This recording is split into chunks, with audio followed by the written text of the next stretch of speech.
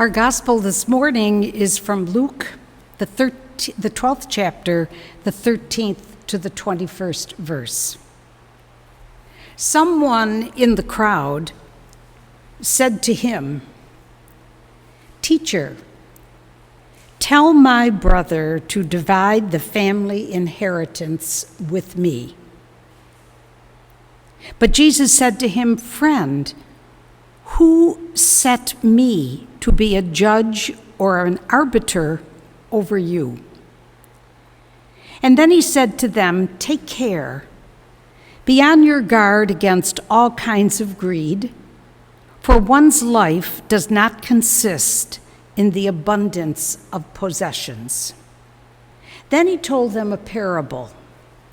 The land of a rich man produced abundantly. And he thought to himself, "What should I do, for I have no place to store my crops?" Then he said, "I will do this. I will pull down my barns and build larger ones, and there I will store my grain and my goods. And I will say to my soul, 'Soul, you have ample goods laid up for many years. Relax, eat, drink, be merry.' But God said to him, 'You fool, this night your life is being demanded of you, and the things you have prepared, whose will they be?' So it is with those who store up treasures for themselves, but are not rich toward God." The word of the Lord. This morning, we have shared two readings from our common lectionary. Many Christian churches, including my own, are reflected on these very same readings this weekend. And I think in many ways, it's a sign of unity among us. Among other themes in the readings, the value of inclusion appears in our first reading, Paul's letter to the Colossians. And here we hear that there is not Greek and Jew, circumcision and uncircumcision, barbarian, slave, free, but Christ is all and in all. In other words, my dear brothers and sisters, this first century church, this first century letter is trying to bring together diverse groups within the early church. Non-Jews, slaves, free people, and other cultures. In other words, this letter says to us that no longer would this little Christian community be just a Jewish movement, but a way, a community, a church that is open to all. Because you see, when you believe you are the chosen ones, accepting other people is not easy. That was very hard for the first century church, which was predominantly Jewish, very hard for them to accept. And there were many disagreements that arose among this little community about including other people. Well, if you and I are honest, these days, we know it's hard for many of us to accept the same realities. These days, many fear those different from themselves, different religions, different races, different cultures, and different regions of the country and the world.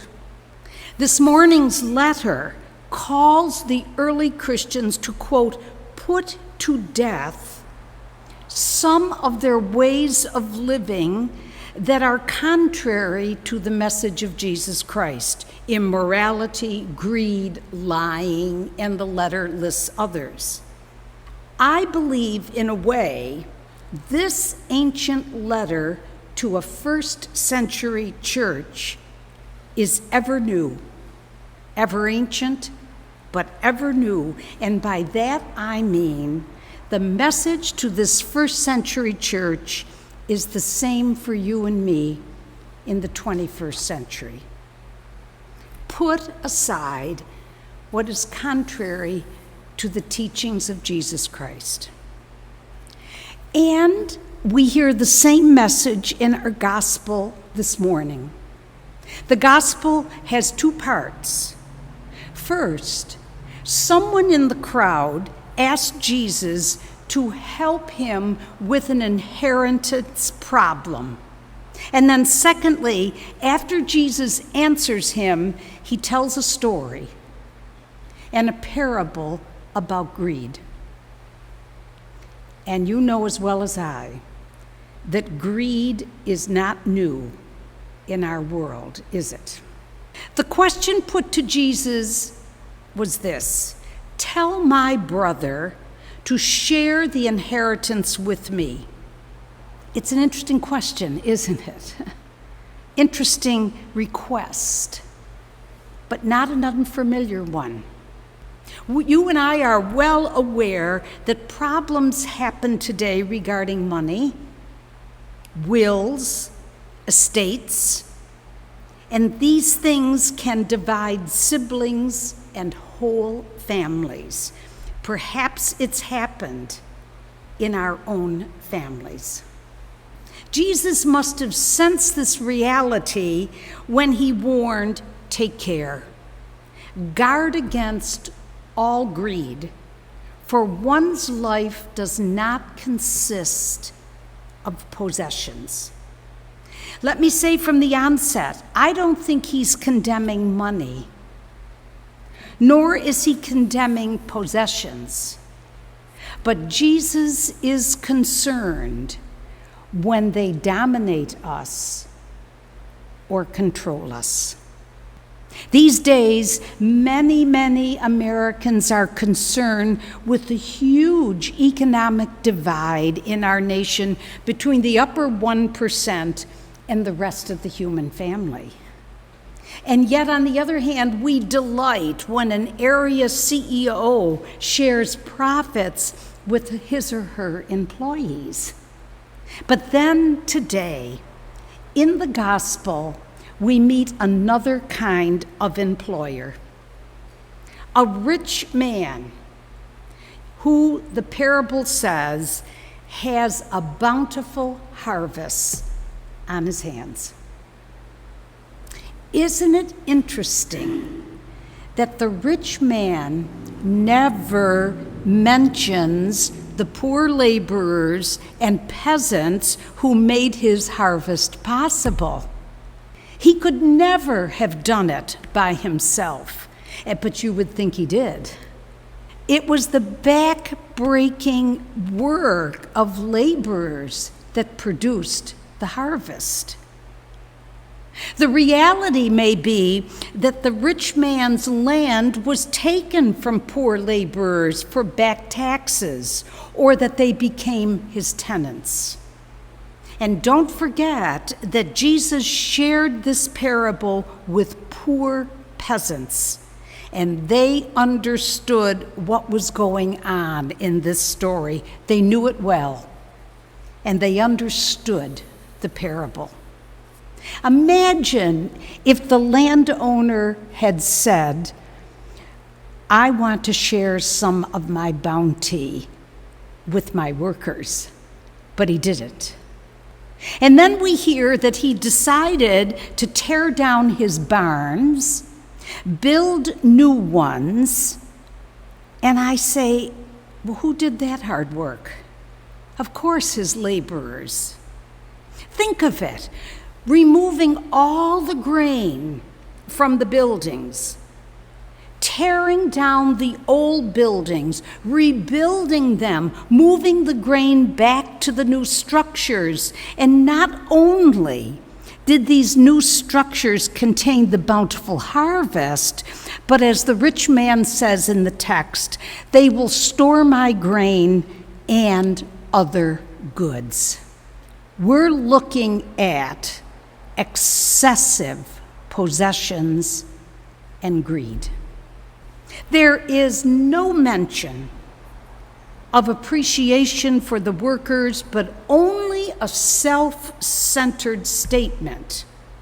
The rich man says to himself, "Now, as for you, rich man, you have so many good things stored up for many years. Now you can rest, eat, drink, and be merry." Rest, eat, drink, and be merry. Things his laborers would have so appreciated. Things families are struggling today.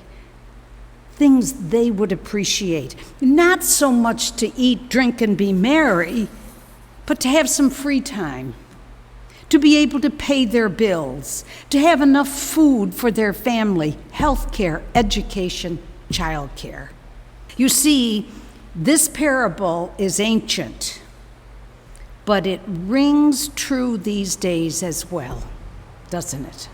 Often today's workers are silent, and by that I mean rarely mentioned, nor are their deeds always considered and appreciated.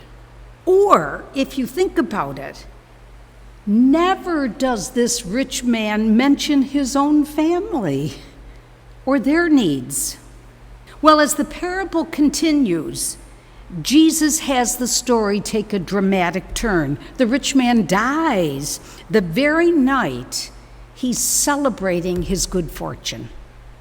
You know, it's not so much the sudden death that strikes us, but how much the sudden death changed things.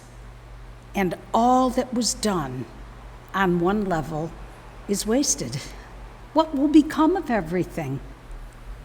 Or what value is it now to the dead man? As Jesus says, to whom will his rich goods belong? And you know, one wonders if anyone is going to miss him. Why do I say that these ancient texts are ever new?